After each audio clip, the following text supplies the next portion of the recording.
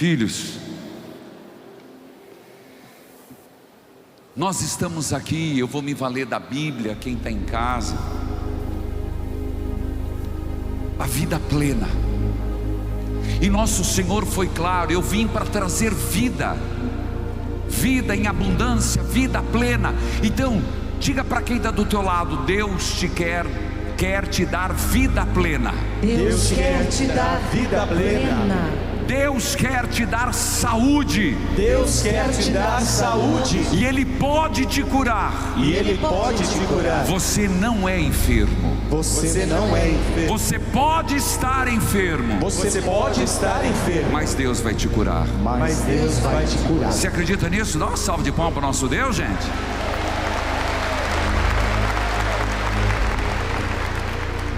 Por isso, essa saúde de Deus, e a Bíblia está cheia disso, Ele quer que nós sejamos curados no corpo, na mente e no espírito. A própria Organização Mundial da Saúde diz que saúde é um estado completo de bem-estar físico, mental e, eu acrescento, espiritual.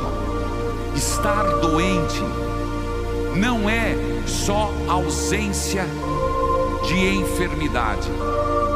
Existe muita gente que não tem uma enfermidade física, mas está doente espiritualmente, mentalmente.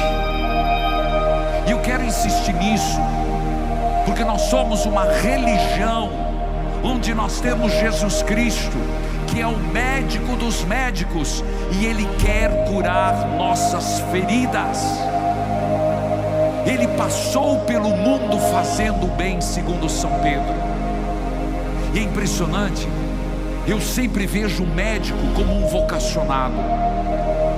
Quando eu vou ao médico, eu digo: parabéns pela sua missão. Ele diz: pelo Senhor. Eu falei: não, porque Deus quer curar. Um psicólogo é uma missão. Hoje, amanhã, eu vou colocar o dedo em algumas feridas físicas, emocionais, espirituais, para que curemos nossas enfermidades. Não pense que doença é apenas sofrimento físico. É um todo: espírito, mente e corpo. Lembremos que quando Jesus estava para ser crucificado, Ele disse: minha alma está numa agonia mortal. Mas ao mesmo tempo, quando crucificado, Ele disse: Pai, em tuas mãos entrego o meu espírito. O espírito, corpo, mente tem que estar equilibrado. Ou está para nos ajudar, ou não está para nos destruir. Por isso, eu também quero frisar muito sobre a saúde espiritual. Muitos, e eu percebo isso no rádio, percebo isso nas cartas, percebo isso nas partilhas, as pessoas estão espiritualmente doentes, e o inimigo está fazendo a festa com vontade enfraquecida, traumas que não foram curados, abusos que não foram perdoados. Nós temos que enfrentá-los. Só integrando-nos em Cristo é que nós teremos paz, integridade, esperança. Primeiro aspecto para esta primeira colocação são algumas perspectivas de cura. E eu queria, aqui tem muita gente de grupo de oração, tem muita gente que não é de grupo de oração, mas que tem um papel maravilhoso de orientar pessoas. Ajude as pessoas a reencontrar o sentido da vida. Ressignificação, uma palavra que parece complicada, mas não é. Repita comigo: ressignificação. Ressignificação. Reencontrar. Reencontrar o sentido da vida. O sentido da vida. Tem um livro que mais foi vendido, e eu não faço competição com ele, não tenho coragem de falar um nome. Liga-se o... Sabe, né? Dane-se para tudo, não vou dizer o nome. E o pessoal levou a sério. Dane-se, eu vou levar minha vida do jeito que eu quero, não medindo as consequências, não medindo a gravidade dos meus atos. E se perderam. A pandemia podia ter corrigido, mas perderam a oportunidade de serem mais sensatos. E teus filhos, às vezes teus netos, teus irmãos e eu precisamos nos reencontrar no sentido da vida. Primordial nós resolvermos alguns problemas de fé. Por isso a segunda palestra vai ser sobre valores. Se eu perder os valores morais, eu perco a perspectiva de futuro na educação dos filhos. Qual o sentido que eu dou para a minha vida? Porque isso vai interferir até na forma que eu lido com a morte. Uma pessoa que tem sentido na vida, ela jamais se mata. Ela jamais é capaz de causar um trauma na vida do outro. Sentido da vida, ressignificação. Se você perde isso, caímos e ficamos nos traumas, ficamos no abandono, no transtorno mental. Não sabemos lidar com os abusos, não sabemos lidar com o mal que os outros nos causam e perdemos a esperança. Ressignificar a vida. Gente, ninguém é mais criança aqui. Nós já passamos da metade do espigão. Nós já estamos descendo a ladeira. E cada vez mais nós somos chamados a repensar a nossa história e perguntar que sentido que eu dou para a vida que eu ainda tenho. E nós somos formadores de opinião para os teus filhos e netos. Quem tem filhos, quem tem netos, levante a mão. Então, se você não se encontrar, você vai ser um péssimo exemplo espiritual, moral, afetivo para a próxima geração. E o mundo está carente de apóstolos hoje. Não, mas eu creio em Jesus. Creio em Jesus, mas tenho uma vida desgraçada. Eu creio em Jesus, mas não dou nenhum exemplo. Eu creio em Jesus, mas a minha vida está uma porcaria. Tá, eu sou católico e levo uma vida desenfreada. Ah, você não encontrou o sentido da tua vida. Uma das razões porque tanta gente está saindo da igreja católica, porque talvez nós padres e vocês católicos não estamos dando boas referências. Ressignificar é uma palavra forte, poderosa. É capaz de fazer uma pessoa até a se reencontrar na vida que leva para que quer levar. Ressignificar é dar um outro significado, um sentido até a algo negativo que aconteceu na tua vida. Gente, todos nós temos partes da nossa vida que a gente não se orgulha. Todos nós temos partes da nossa vida que, se a gente pudesse, a gente apagaria. É ou não é? História pessoal, história no casamento, história na família,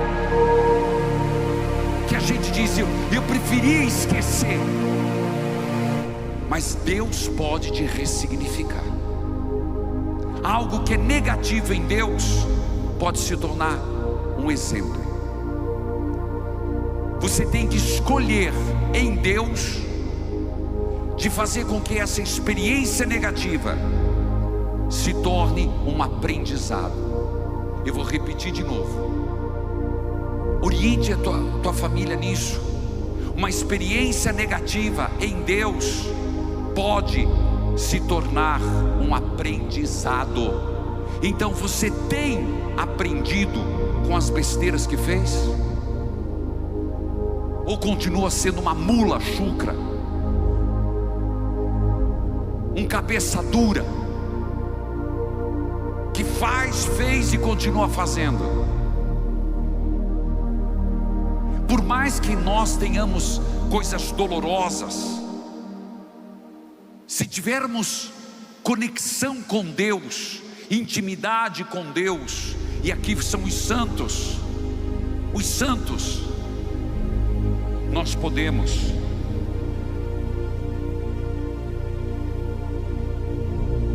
ter novas perspectivas. É possível ser mais fortes que os nossos problemas. Eu diria que quem está em Deus tem a possibilidade de aprender, modificar aquilo que não estava fazendo. É primordial a gente aprender das nossas tristezas, adversidades, aprender com a nossa força interior. Gente, os santos sofreram, nosso Senhor Jesus Cristo sofreu, mas eles pararam no sofrimento? Não. Vou dar um exemplo, uma ressignificação profunda. A morte, paixão, morte e ressurreição de Jesus, a ressurreição lançou luz sobre a dor. Gente, dizer que Jesus não sofreu na cruz, pelo amor de Deus, que não sofreu na mão de Caifás, que não foi içado, que não passou sede, as santas chagas de Jesus foram horríveis para ele, para Nossa Senhora, para os apóstolos, mas a ressurreição fez com que todo aquele sofrimento tivesse sentido. Qual que é a tua ressurreição?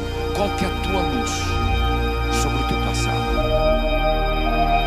Hoje a gente deveria olhar para trás e dizer: aquilo não me identifica, aquilo é passado. Sobre os traumas, trauma é uma ferida, e nós temos traumas, e ninguém quer ter trauma, mas a gente tem. Só que é impressionante, traumas no casamento, frustração. Você casou com uma pessoa e de repente teve trauma, ou do abandono, ou da traição, ou a pessoa se mostrou uma pessoa que não era. Trauma com os filhos, trauma que a expectativa que você tinha com teu filho, que foi para as drogas, que foi para o alcoolismo. Nós temos traumas no trabalho, traumas da nossa própria autoestima. Você consegue identificar quais são os seus traumas? Gente, o trauma, se nós não trabalharmos em Deus, eu estou sempre mostrando a cura em Deus. Santa Teresinha de Jesus teve um grande trauma na vida, uma situação de abandono tremenda, porque a mãe dela morreu muito cedo. A segunda mãe, a irmã Celina, foi para o convento. O pai, no dia de Natal, ela escuta: não vai me dar mais presente. E ela foi curada por Jesus, menino naquela noite. É chamado uma das grandes libertações que ela conta na história de uma alma. Mas ela pediu a Jesus. Depois ela teve uma outra que eu conto, que é a Nossa Hora do Sorriso, mas essa foi do menino Jesus. Traumas nos vêm e nós não os pedimos, mas a partir do momento em que eu não os trabalho, eu me torno refém dos meus traumas. Vamos dar exemplos. Eu já disse, terminou um relacionamento, a pessoa fica traumatizada. Você perde uma pessoa querida sem esperar.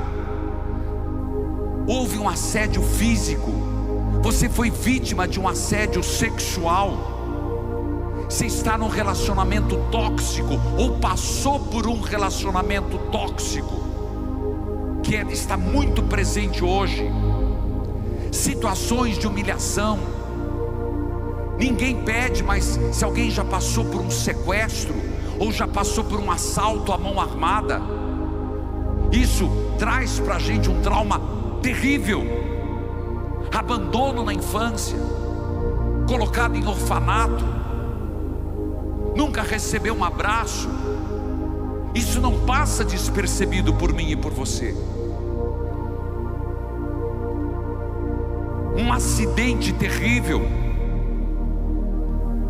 tudo isso faz com que eu vá perdendo a qualidade da minha vida. Eu estou falando um diagnóstico, mas eu sempre na perspectiva, Deus quer curar os meus traumas, Deus quer curar as feridas. As feridas não irão desaparecer, mas Cristo transforma toda ferida em uma cicatriz indolor.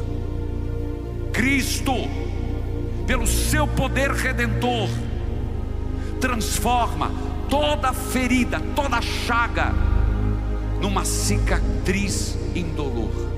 Então, se você ainda tem coisas dentro de você que você sofre, ainda não passou pela cura, ou se passou, precisa passar mais uma vez. Lembranças do teu passado, lembranças da tua família, lembranças que você não gosta. É importante, meus irmãos, não ter medo de encarar a dor, confiar em Deus.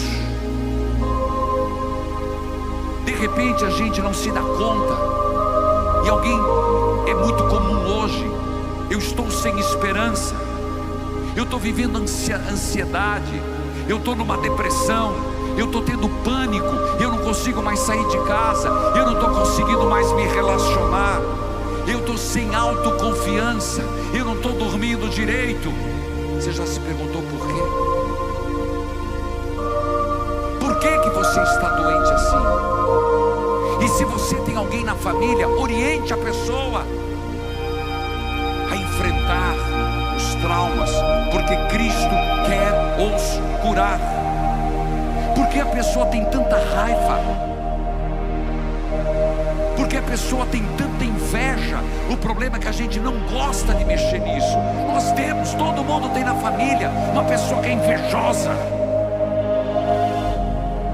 A raiz da... Só que aí, eu vou usar uma palavra aí, não se escandalize, se ela aceitar Jesus, e quando eu falo aceitar, não é da palavra evangélica, porque nós temos que aceitar Jesus. Se eu aceitar o Senhor na minha vida, e o poder curativo de Jesus, a pessoa consegue dominar a sua vaidade, sua inveja. Ela consegue. Sempre, é claro, o Senhor está falando que só a cura em Deus? Não. Psiquiatra ajuda muito, psicólogo ajuda muito. O grande problema é que quando não se olha para o interior, a pessoa pode compensar numa válvula. O que ela vai? Na cachaça. Você pode olhar as pessoas alcoolistas. É uma doença? É uma doença. Alcoolismo é doença? É, mas é uma fuga. Fuga do quê? De um eu mal resolvido. O tabagismo, um eu mal resolvido. Drogas, um eu mal resolvido. Então você entende que religião, cristianismo, e nós estamos aqui, e a ação evangelizadora é para curar a pessoa como um todo. Daí que entra as intercessões, aí que entra a cura interior, é aí que entram os milagres e prodígios. Tire da tua cabeça que religião é só ir à missa. Ir à missa é uma parte, vou usar um termo, é ir com o carro abastecer o tanque no posto de gasolina. Fundamental. Eu estava vindo para cá, vi que o meu tanque estava na reserva. Tem que passar. Missa, os ritos comunitários, é o posto de gasolina para enchermos os nossos tanques. Mas tem que ter cura. Nós esquecemos dessa segunda parte. Nós precisamos nos entregar, ser persistentes, porque tanta fobia, não sei se você percebe, se mata. Eu fico impressionado. Inclusive tem uma recomendação: escolha, filtre o que você escuta, porque tantas coisas ruins no ouvido causa um mal espiritual e mental muito grande. Eu insisto nisso. Não é moralismo, mas há muita coisa que mais atrapalha do que ajuda. Existem gatilhos internos, existem gatilhos externos. Então nós temos que observar o que é, qual o ambiente que não me faz bem. Gente, escute o que eu estou dizendo. Tudo posso, mas nem tudo me convém. Qual o ambiente que não favorece a minha fé? Gatilho externo. Gatilho interno. O que é aquela palavra, aquela sensação, aquela lembrança que me faz mal? Por isso, cuide da sua saúde mental e espiritual. Primeiro, conecte-se com Deus diariamente. Conexão profunda com Deus, todo dia, toda hora. Conecte-se com você mesmo. Se elogie. Tire um tempo para fazer o que você gosta. Tenha coragem de dizer não para aquilo que não te faz bem. Mas eu vou ofender. É preferível ofender o outro ou ofender a você. Isso não é ofender o outro. Não, isso eu não faço. Isso não me faz bem. Esse ambiente não me ajuda. Crie hábitos de autoconfiança. Procure alguns pontos.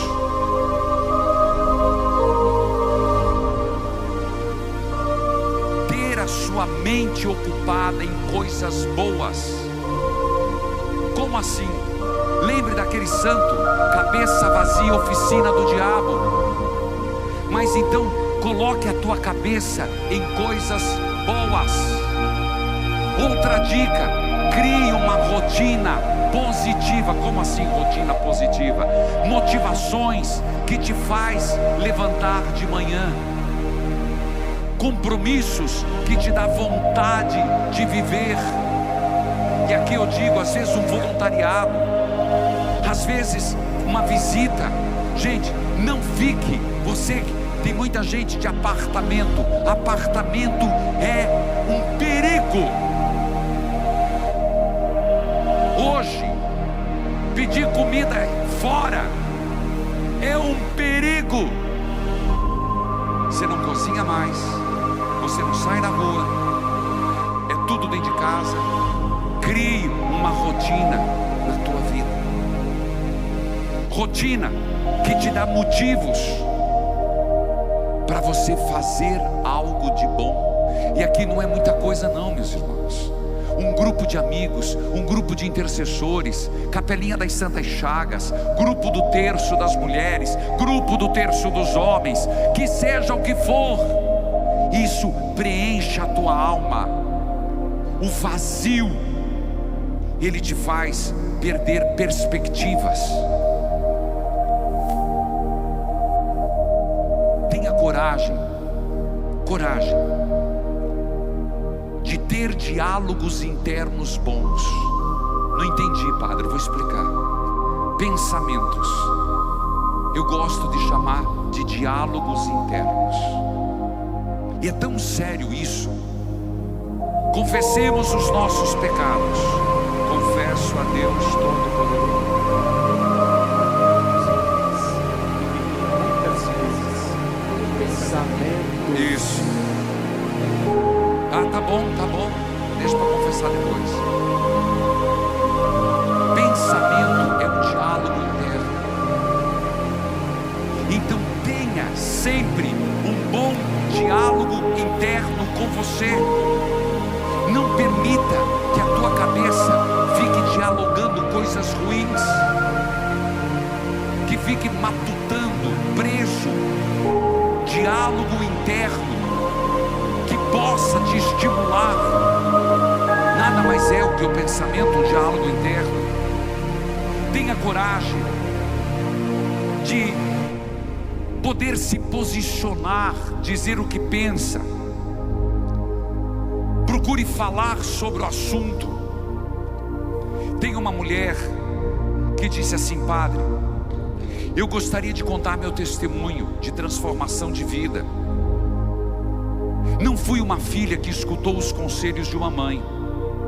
Acabei me tornando mãe com 19 anos de idade. Como eu sofri. Fui morar com o pai da minha filha na casa dos pais dele. Sofri humilhação por parte das irmãs. 3 anos eu comi o pão que o diabo amassou. Tudo parecia não ter mais jeito. Em 2016 minha irmã falou para mim: escute o padre, eu gosto muito. Ela sabia a minha situação. Minha vida estava, eu vou ler o que ela escreveu, uma desgraceira só. Eu vivia nas trevas. Tudo parecia normal, pois nas trevas tudo vale. Então eu resolvi fazer a experiência de ouvir o Senhor, o Padre Sisudo. Por 2 semanas não sabia o que fazer. Nada fazia sentido na minha vida. Comecei a te ouvir, e o Senhor falava diretamente comigo: filha, você está assim, filha, você está fazendo isso. Cada vez que eu escutava filha, eu entrava em desespero, porque eu não estava vivendo na luz. Eu sabia que estava vivendo no erro. Padre, o Senhor, não sou eu, Jesus salvou minha vida. Depois de 24 anos vivendo com o pai da minha filha, finalmente casamos no ano passado. Agora fiz todos os sacramentos e sou uma nova criatura. Eu posso dizer que a minha mente, a minha vida, o meu interior mudou por completo. Hoje eu posso dizer: Jesus, eu te amo. Aquele Padre Sisudo me aproximou de Deus e me tirou das trevas. Obrigado, Padre, por ajudar na minha vida. Eu sou uma pessoa transformada em Deus. Eunice Lobo, Palmas, Tocantins. Por que eu trouxe esse exemplo? Por favor, Isaías 53, 4, 5, Lucas 4, 18. Por que eu trouxe este exemplo? Que é alguém que enfrenta. Onde não tem trevas, põe a luz. O caminho é o caminho da cura interior. O caminho é esse que o Senhor nos traz, e nós vamos fazer a experiência daqui a pouco da oração da cura interior. Escute esses textos, por favor. O transtorno do abandono. Há muita gente que sofre abandono, sente-se abandonado. Por que se sente abandonado? Quando você tem essa sensação de abandono, gera medo. Uma pessoa que tem esse transtorno do abandono, geralmente uma pessoa obsessivamente ciumenta.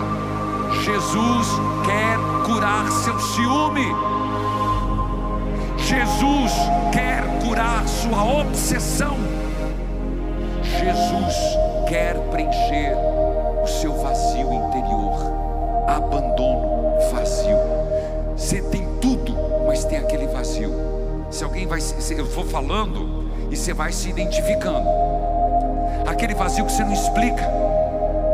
Você diz, eu tenho condições, não sou rico, mas você vai dizendo, eu tenho emprego, eu tenho comida, eu tenho um relacionamento, mas tem um vazio interior. Jesus, Ele quer curar esse transtorno, Ele quer curar esse sentimento. Quando entramos num relacionamento do medo, a pessoa ela sempre vai se sentir, vou ser abandonada, e acaba por querer o quê? Controlar, manipular. E eu não digo que é por todo, que a pessoa é culpada.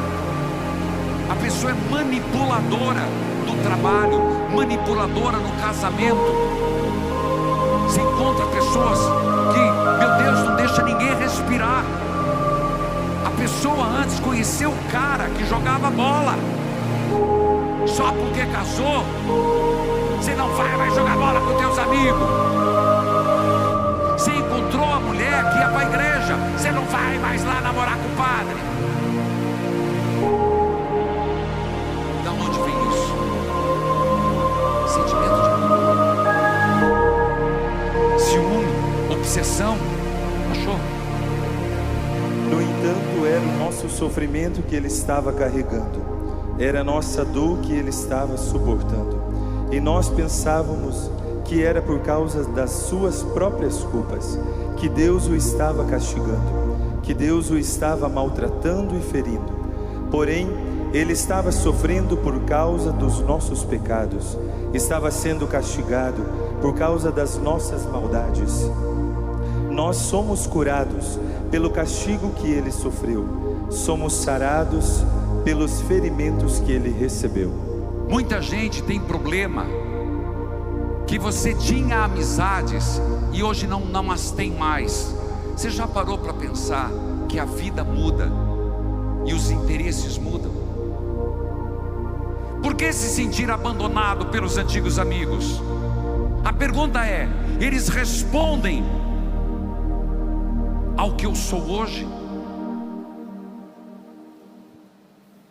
É impressionante, o sentimento de abandono está profundamente relacionado à infância,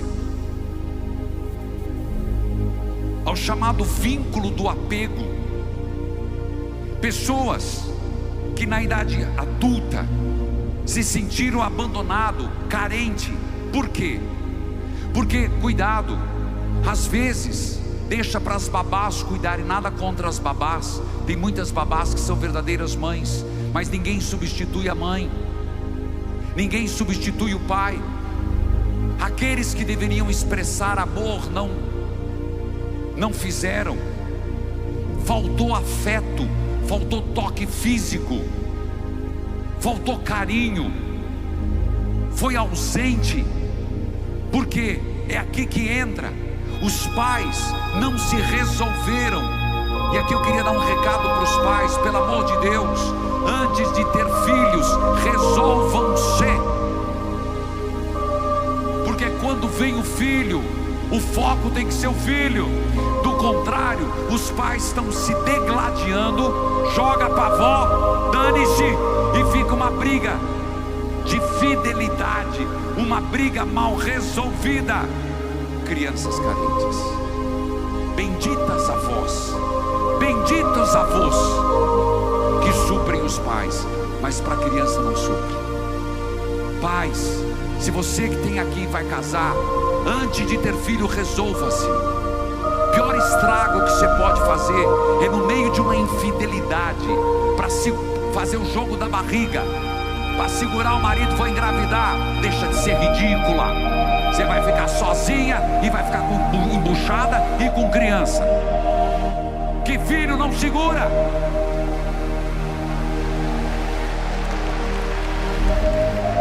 Cuidadores ausentes, pessoas ciumentas, medo de perda.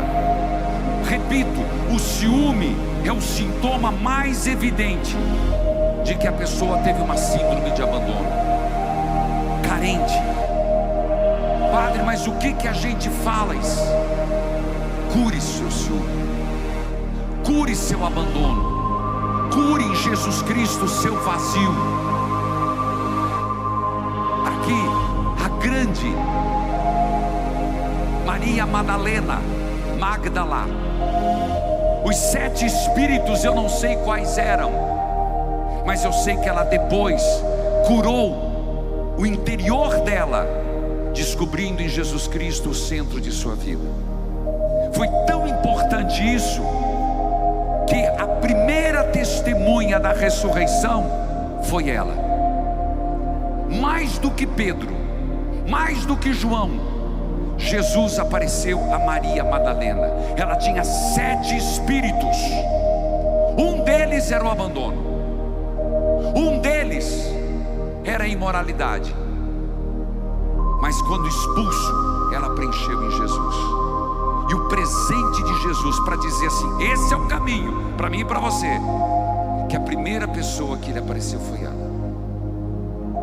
Na história deve ter dado até ciúme em São Pedro, mas ele disse e apareceu. Então como que você vai resolver o teu vazio? Focando-se no que é certo, preenchendo o seu vazio em Jesus Cristo e nos valores cristãos. De novo, o seu diálogo interno. Quando você não fala da boca para fora, preencha com o Senhor. No seu diálogo interno, preencha com orações, com os salmos. Desenvolva o autoconhecimento. Descubra as suas virtudes. Caramba, eu tenho minhas fraquezas, eu as conheço, mas eu sei das minhas virtudes. Foi Deus que deu. Tenha consciência do que você sabe fazer e fazer bem feito. Tenha autoconhecimento. Eu sei. O grande meta de uma pessoa, e aqui não é egoísmo, vou falar depois sobre individualismo. Você sabe qual é a meta de uma pessoa? Ser feliz sozinha, consigo mesmo. Jesus era um homem feliz com ele mesmo. Ele passava, tem um estudo que os momentos mais edificantes da vida de Jesus foi ele e o Pai, sozinho com ele mesmo, em oração. Nós vivemos uma sociedade que fechar a porta e ficar sozinho dentro de casa, Deus o livre se acabar a energia, Deus o livre se tirar a televisão, Deus o livre, acabou o Wi-Fi, eu me mato. Como é que eu vou olhar no meu Instagram? Como é que... Você percebe? Carência. Quanto tempo você se suporta? E aqui vem uma palavra importantíssima. A cura interior te dá solitude. É uma palavra linda. Sei viver comigo. Sei viver comigo. Quando alguém perde o marido, fica viúva ou viúvo, é o maior desafio reaprender a viver consigo mesmo, porque um casal vive em função do outro, não deveria ser, mas vive. E depois no final, quando a pessoa requer muitos cuidados, a pessoa, ela abre mão de muito da sua vida. Quando morre, reaprender a viver sozinho chama-se solitude. E Deus ajuda. É aí que eu quero entrar. A autoconfiança. Confie no seu próprio potencial. Lembre-se que Deus é tua força. Isaías 40:29 diz assim: faz forte ao cansado e multiplica as forças do que não tem nenhum vigor. Deus dá força aos cansados. Deus dá força aos que não têm vigor. Por isso, tenha coragem de pegar todo esse lixo emocional que a gente tem, joga fora. Você sabe o problema de um computador? Cuidado, hoje os hackers, eles não querem a primeira página, eles querem a lixeira. Esse é o golpe. A gente tem que apagar e apagar a lixeira. Quem tem computador sabe o que for. Na vida pessoal também. Não é só apagar o aparente. Vai lá na lixeira. Vai lá no disco rígido e deleta. Não vale a pena levar o lixo emocional para frente. Nós estamos cheios de lixo emocional. A cura das feridas é possível. Temos que aceitar. Lembre-se, não quer dizer que tudo vai ser resolvido. Eu lembrarei de cada ferida, mas elas não me farão mal. O passado não pode ser mudado, mas pode ser curado. O meu passado, o teu passado, você não pode mudar, mas em Jesus eu posso curá-lo. Traga um significado novo daquilo que você viveu com desgosto.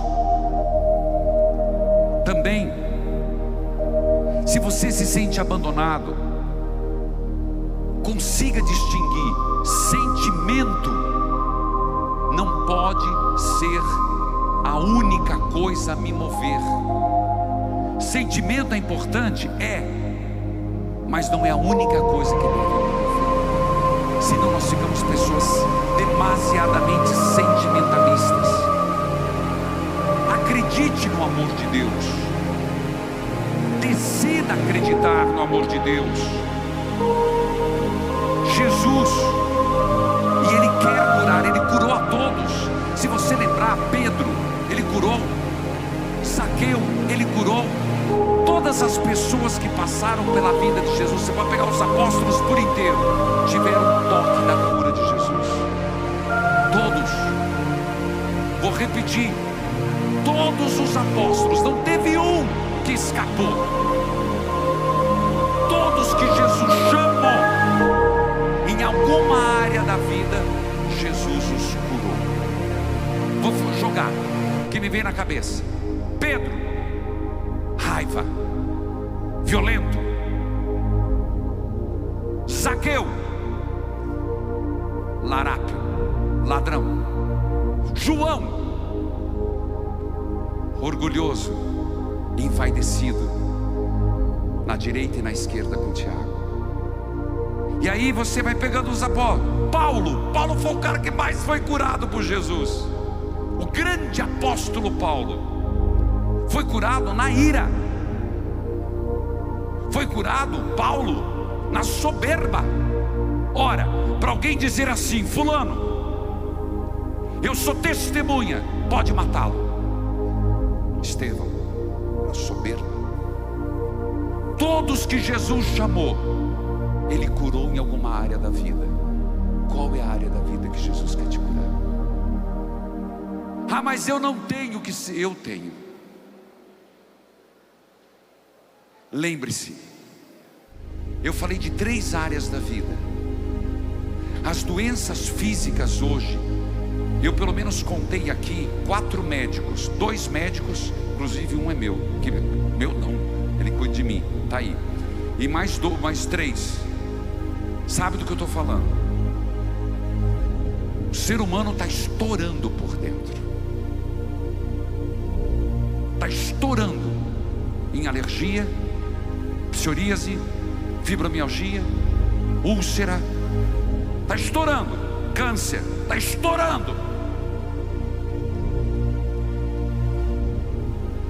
Está estourando. Porque não está curado.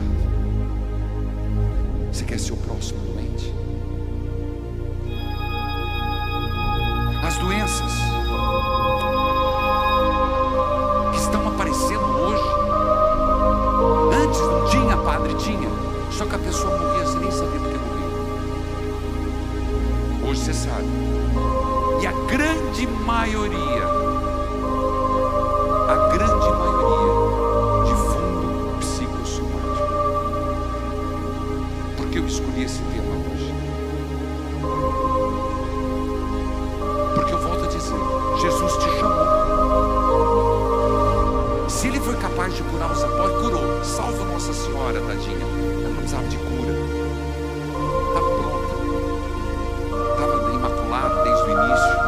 Mas todos, quando eu penso em cada apóstolo, Jesus preservou a cura. Você quer fechar os olhos e pensar, claro, o Senhor precisa. Até agora eu falei de traumas. Até agora eu falei de abandono. Esses dias, eu conversando, tenho falado muito com o médico, e ele me dizendo sobre um caso da família dele de leucemia. Não tinha nada.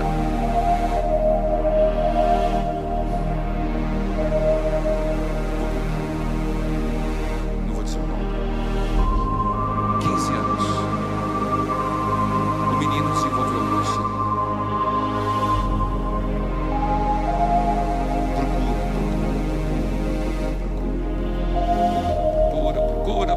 Procura. Estava sendo abusado sexualmente na escola. Aquilo, sabe, você fica. E eu contei um caso gravíssimo. Então qual é a área da tua vida, Senhor, me cura? Eu estou precisando de um milagre. Faça um milagre. Eu queria dizer, Santa Teresinha, dia 13 de maio de 1883, era festa de Pentecoste. Eu quando vou lá a Santa Teresinha, eu me emociono muito, porque era uma mulher que ela do começo ao fim da vida, ela foi curada da depressão. Santa Teresinha tinha depressão profunda. No dia de Pentecostes, ela disse que ela tinha uma agonia na alma dela que ela não sabia como explicar. Agonia. Não sei se alguém sabe o que é essa agonia. Eu sei. É uma agonia da batedeira, de dar taquicardia. Aí você vai no médico, você faz exame e não é arritmia. E aquela mãe que o filho não chega, que foi para a escola. Eu lembro da minha mãe que quando os filhos chegavam em casa para dormir, não dormia, e dava dor de cabeça. E nos... Santa Teresinha, dia de Pentecostes, ela estava com tanta agonia no leito. E viu Nossa Senhora. E Nossa Senhora disse um sorriso lindo para ela. E ela escreve na autobiografia dela: o dia que Maria, olha a frase, que Maria sorriu, e eu vi o sorriso. Essa história não é só ela sorrir, é eu ter visto o sorriso de Maria. A minha angústia foi embora e eu fui curada da minha depressão. Então, qual área que o Senhor quer que te cure? Gente, se a gente se apegasse nisso. Nós temos problemas como ansiedade, depressão, transtorno bipolar, toque, esquizofrenia. Não é que está na moda, desculpa a palavra, mas hoje se descobriu TDAH. Tem remédio? Tem, mas não deixa de ser um transtorno. Tudo está conectado em nós. Tudo está presente em nós. E quando eu falo que Jesus quer curar, filho, às vezes você tem na tua casa. Primeiro, vou usar uma palavra: com essas pessoas tenha empatia. Empatia que tem por sinônimo carinho. Empatia que tem por sinônimo paciência. Empatia que tem por sinônimo misericórdia. Eu estou dando um conteúdo cristão para a palavra atual. Se você não tiver, essa pessoa ela já sofre. Nunca diga essa pessoa está fingindo, está fazendo fita. Mas como fazer essa empatia? Posso lhe dar um segredo? Seja uma enfermeira espiritual. Vou te dizer isso. Ah, como eu queria que você entendesse isso. Enfermeiro, médico, não, porque nunca se deve dar remédio. O que o médico deu para você não serve para o outro. Nós temos uma mania, né, de indicar. Nossa, eu tenho esse remedinho aqui, toma, que vai te fazer um bem danado. Não, filho. Não se automedique e não dê para os outros. Então, não é enfermeiro médico. E nos Estados Unidos, na farmácia, no Walmart tem tudo, né? Meu Deus do céu. Tem não. Beleza. Compra de tudo. Aqui no Brasil ainda mais seguro. Vamos lá. Enfermeiro, médico não. Tem médicos e enfermeiros. Então o que alguém espera que você seja? Enfermeiro espiritual. Nossas famílias estão precisando de enfermeiros espirituais. Alguém que com empatia, misericórdia, paciência. Você vai dizer, mas o que eu faço, padre? Você vai lá, cara. Você vai visitar o doente. Você vai dizer nada. Você não vai ficar discutindo. Primeiro deixa a pessoa contar tudo que ela quer. Deixa desabafar.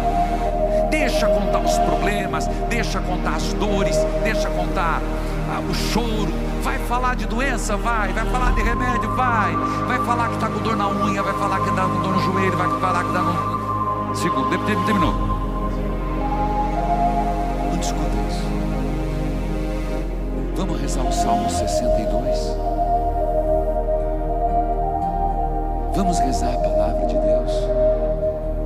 Você sabia, Beth, que Jesus curou Maria Madalena, que Jesus curou a sogra de Pedro? Ela estava com febre. E essa febre, Beth, é a tua dor. E Jesus chegou, pegou na mão e ajudou ela a levantar. Vamos levantar. Vamos andar um pouquinho. E a pessoa não vai. Vamos andar no quarteirão. Ó, minha filha, vamos lá, vamos tomar um suco. E quando for, a hora que te voltar, amanhã a gente se encontra para rezar de novo. O mundo está precisando dessas enfermeiras e desses enfermeiros. Tem muita gente formada em medicina, em psicologia, mas não na enfermaria espiritual. Faça um milagre.